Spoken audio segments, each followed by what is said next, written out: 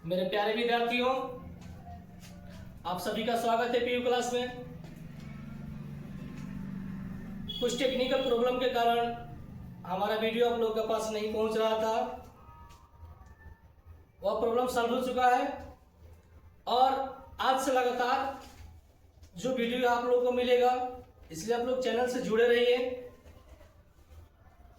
चलिए आप लोग हम लेकर चलते हैं 12th क्लास के हिंदी बुक के पहले चैप्टर बातचीत। तो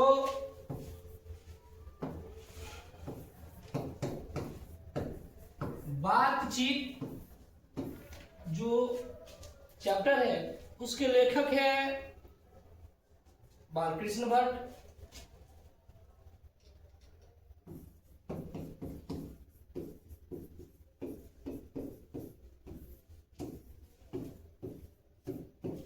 आज हम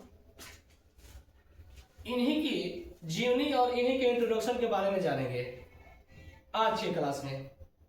तो चलिए समय को बर्बाद न करते हुए हम बालकृष्ण भट्ट की जीवनी पे आते हैं। देखिए, बालकृष्ण भट्ट जो कि बातचीत के लेखक हैं, सबसे पहले इनके जन्म को देखेंगे हम। तो बालकृष्ण भट्ट का जन्म 23 जून 1844 ईस्वी को हुआ था। बालकृष्ण भट्ट का जन्म 23 जून 1844 ईस्वी को हुआ था और इनकी मृत्यु 20 जुलाई 1914 ईस्वी को हुई थी। जहां तक जन्म के बारे में हम सभी जानते हैं कि इनका जन्म स्थान इलाहाबाद के उत्तर प्रदेश राज्य के इलाहाबाद में हुआ था। इनकी माता का नाम पार्वती देवी और पिता का नाम बेनी प्रसाद भट्ट था।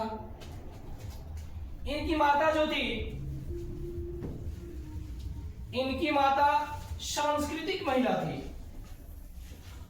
सांस्कृतिक कहने से आप लोग समझ गए होंगे कि सांस्कृतिक मतलब साहित्य और भक्तिमय संगीत, इन सभी बातों से था।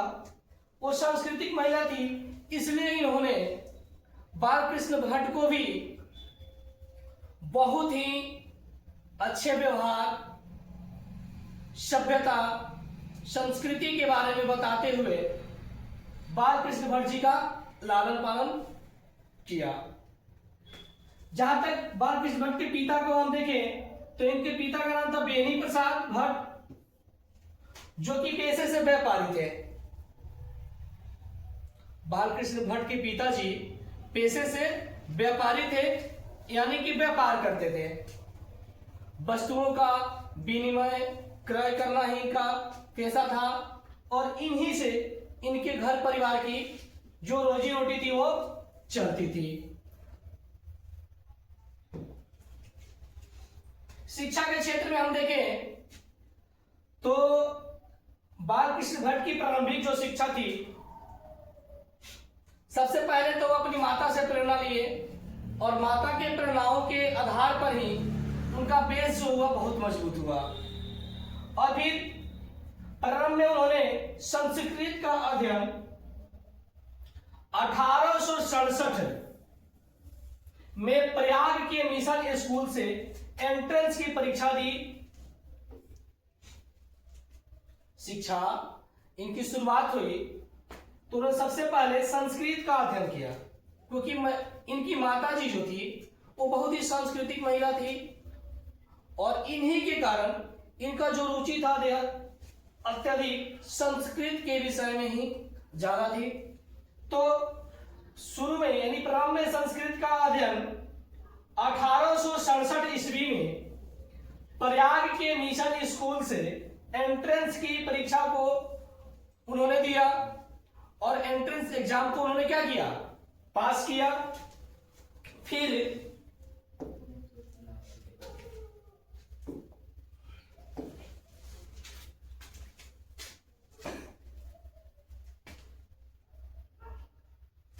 वे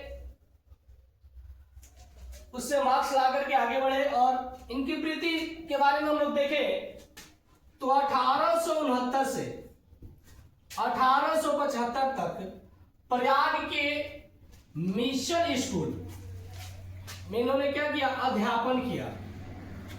यानी कि 1869 से 1875 तक प्रयाग, जो कि आप लोग देख ही रहे हैं और प्रयाग को आप लोग सभी जानते हैं, प्रयागराज जो कि इलाहाबाद का प्राचीन नाम था। सबसे पहले इलाहाबाद को प्रयागराज ही बोला गया था और इलाहाबाद का पहले का नाम जो था वो प्रयागराज था। लेकिन कुछ शासक लोग आए, उन्होंने अपने हिसाब से प्रयागराज को बदलकर इलाहाबाद कर दिया। फिर हमारे देश के प्रधानमंत्री जी के माध्यम से फिर से इलाहाबाद का प्राचीन नाम जो था प्रयागराज, वह पुनः उस नाम को स्थापित कर दिया गया।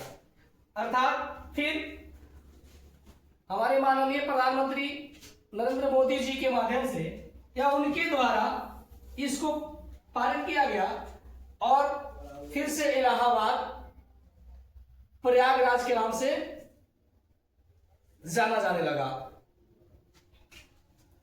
चलिए आपको बताते हैं। तो उन्होंने बालकृष्ण भट्ट ने 1869 से 1875 तक प्रयाग के मिशन स्कूल से उन्होंने क्या किया, अध्यापन का कार्य किया। अर्थात वे संस्कृत विषय को पढ़ाए। फिर आगे 1885 में प्रयाग के CAV स्कूल में संस्कृत का अध्यापन किए। अर्थात 1885 में प्रयाग के एक विद्यालय था जिसका नाम था CAV स्कूल। CAV स्कूल में संस्कृत के अध्यापक पद को उन्होंने सुशोभित किया और अपनी योगदान बहुत अच्छी तरीके से ये दिए और बच्चों को जो शिक्षा मिलनी चाहिए थी, इन्होंने जी जान लगाकर बच्चों को संस्कृत का अध्यापन कराया, बच्चों को संस्कृत विषय की पढ़ाई कराई। लेकिन आगे फिर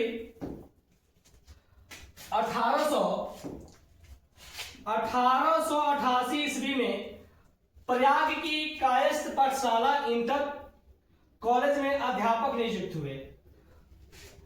इन सभी विद्यालयों में पढ़ाने के बाद 1888 में प्रयाग की कायस्थ पाठशाला इंटर कॉलेज में अध्यापक के पद पर एक फिर से नियुक्त हुए और उन्होंने अपनी सेवा को बखूबी निभाया और अच्छे ढंग से पठन पाठन के कार्यक्रम को लेकर आगे गए, क्योंकि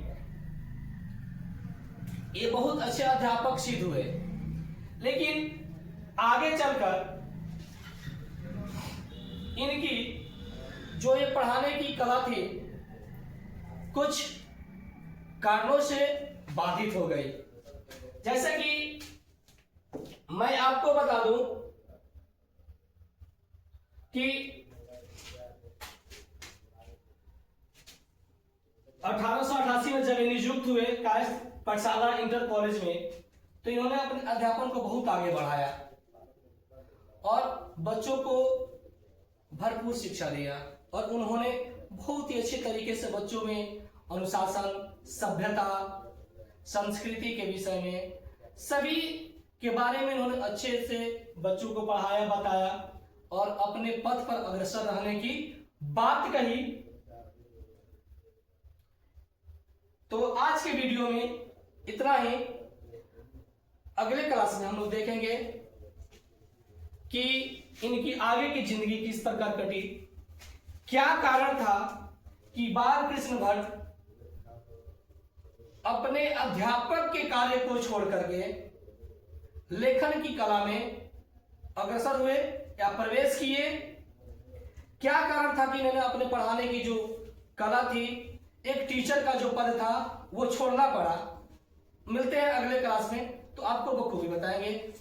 फिलहाल आप लोग चैनल को सब्सक्राइब करना ना भूलें, वीडियो को लाइक शेयर कमेंट करें और अपने दोस्तों के पास शेयर जरूर करें। धन्यवाद। आपका दिन शुभ हो। जय हिंद।